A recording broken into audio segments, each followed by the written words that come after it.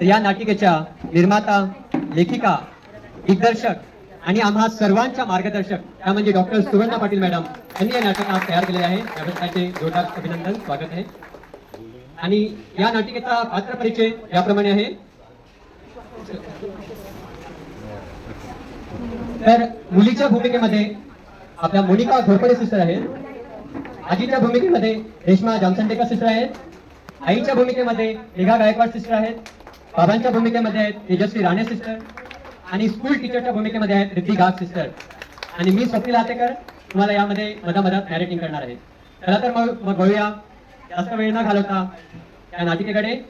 मी करते, तुम्ही बसा. मी कंटिन्यू करते.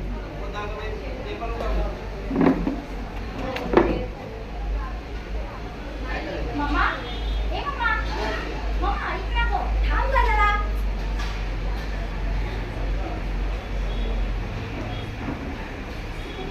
पप्पा, ओ पप्पा, बोला ना.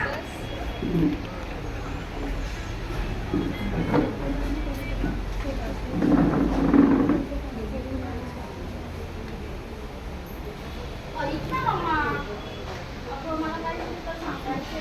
काय झालं तुझं? काय चाललंय? मला काय कामं नाहीत का? आता कुठे गेली टीव्ही बघायला बसले? झालं तुझं सुरू? जा तिथे अभ्यास कर. अगं मला तुला काहीतरी सांगायचंय आज ना स्कूलमध्ये. मला ना वाटलंच होतं ही बया काहीतरी करणार. केलं ना माझं स्कूलमध्ये. आता स्कूलमधून टीचर बोलवतील मला. सगळं सांगू तिला बोलून काही फायदाच नाही. आहो, ऐकलत का?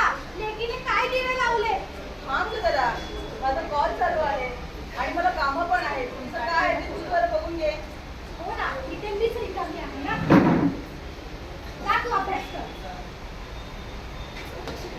मम्मा, आज मला सायन्समध्ये आउट ऑफ मार्क्स मिळाले होते. हेच सांगायचं होतं तुला. पण तू कुठे ऐकून घेतेस? बघितलं ना मंडळी, आपल्या सर्वांच्याच घरात हे चित्र दिसून येते, हो ना? काही कालांतराने मुलगी काही आई वडिलांना सांगेनाशी झाली, जणू काही मुकीत झाली ती. आई बाबांना तर काही फरकच पडत नव्हता. काही दिवसांनी आजीचा फोन येतो. मुलगी फार आनंदात असते.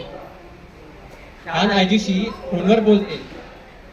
खूप आनंदात असते, पण तेवढ्या पुरतेच. त्यानंतर पुन्हा जे असते ते.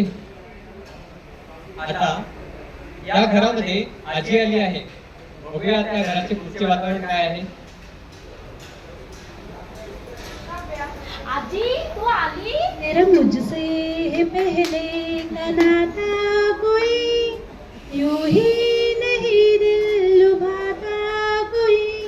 तेरा मुझसे है पहले का नाता कोई, यूं ही नहीं दिल लुभाता कोई. बाई, माझी नातं तिला अभ्यासात करत बसलेली आहे. हो ना, तिला वेळ दिला तू.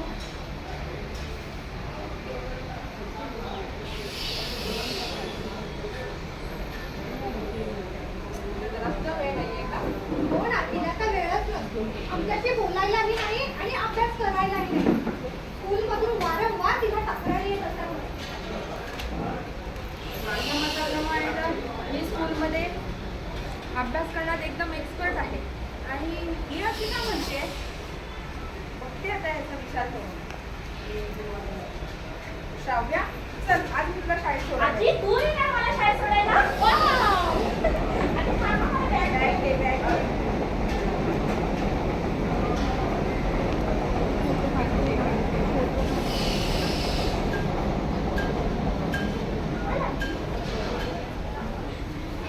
अभ्यास चाललाय ना व्यवस्थित? हो आजी, खूप छान. यावेळी पैकीच्या पैकी मार्क्स मिळाले हो, पाहिजे. हो आजी. आणि मी सांगितलेलं शिकवलेलं तू लक्षात सांगितलं ठेव. सगळं लक्षात आहे आजी. सगळं मला येणार बघ. बाय.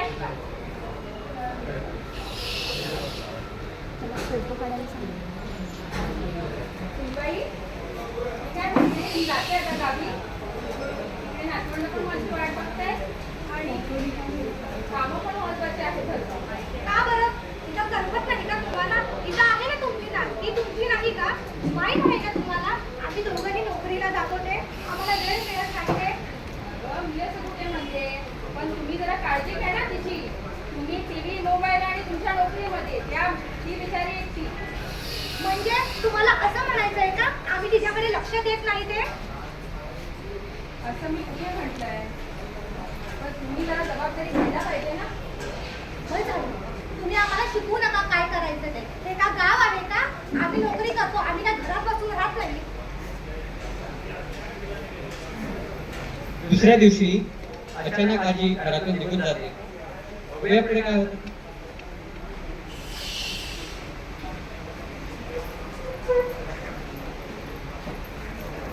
अहो, बरं बरं. सासूबाई कुठे घरात दिसत नाहीये.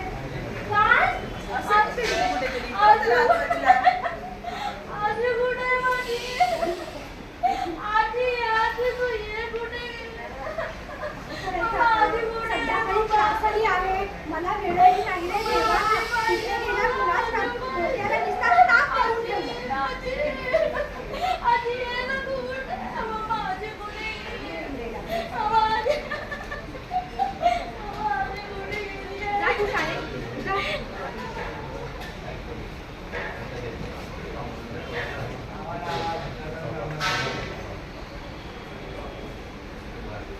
अहो, ऐकलं का? कोणाला विचारायचं का? पोलीस कंप्लेंट करूयात का? नको नको थांब आधी. मी जरा 1-2 जणांना कॉल करतो आणि मग फक्त तुला सांगतो. Hello hello. हा. आई आली का तिकडे? नाही का? बरं बरं. नाही नाही म्हणाली होती मी तिकडे येऊन जाईन म्हणून. हां म्हणून विचारलं. बरं. हॅलो. आई आली आहे का तिकडे? नाही नाही इकडे आली होती ना म्हणून तिकडे एक फेरी मारून येऊन म्हणाली. बरं बरं. नाही आली का? बरं. एवढे जण होते सर्वांना कॉल करून विचारलं कोणाकडेच केली नाही. काय गरज होती तुला भांडायची? सगळं तुझ्यामुळे झालं. म्हणजे मी त्यांना म्हटलं का घर सोडून जा. तुम्ही फिरून फिरून माझ्याकडे देत जाऊ नका. घरात नुसता दंगा. एकमेकांना दोष देणे सुरू होते. दुसऱ्या दिवशी मुलगी एकटी शाळेत निघून जाते. बघूया काय होते पुढे.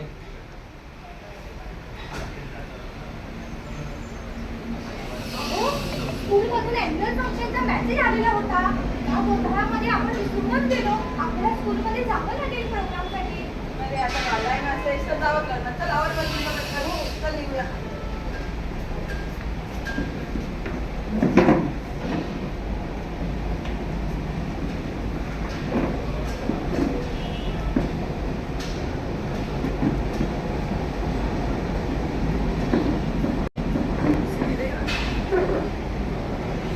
नमस्कार सर्वांना. आज आपण इथे एका विशेष कार्यक्रमासाठी जमलो आहोत. जसं की तुम्हाला माहीत आहे दरवर्षी आपल्या शाळेमध्ये विविध स्तरावर विविध स्पर्धा आयोजित केल्या जातात व विशेष कामगिरी करणाऱ्या स्टुडंटना कौतुकास्पद अवॉर्ड दिला जातो. तसेच यावर्षी आपल्या शाळेमध्ये कोण आहे best student? Any idea? Okay. तर आपल्या शाळेमध्ये या वर्षीचा best student of the year award जातोय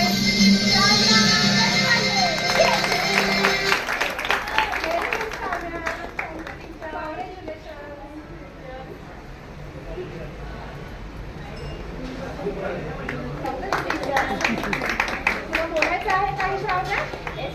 ओके बोल. Thank you teacher. Thanks all of you. Thank you आजी. आजी, आज हा मला अवॉर्ड मिळाला आहे फक्त तुझ्यामुळे. मला जेव्हा जेव्हा गरज होती तेव्हा माझ्यासोबत तू होतीस. माझे सगळे डाऊट्स तू फोनवरून क्लिअर केले. स्पेशली सायन्सचे सगळे डाऊट्स तू क्लिअर केले. नाहीतर रोजच्या नोकरीमधून टी व्ही मोबाईलमधून मम्मी पप्पांना कुठे टाईम देता. पण तू नेहमी माझ्यासोबत होतीस. थँक्यू आजी.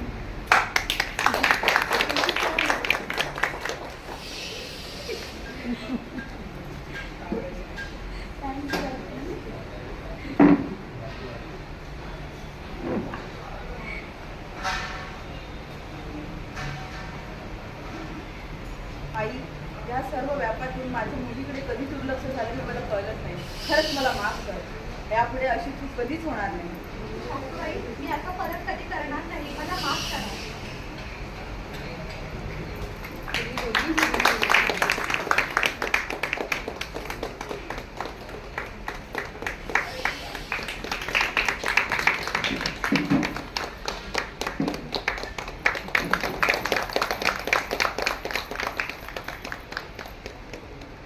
बघितलंच ना मंडळी, तर हे आपल्या समाजाचे एक छोटेसे कौटुंबिक चित्र होते.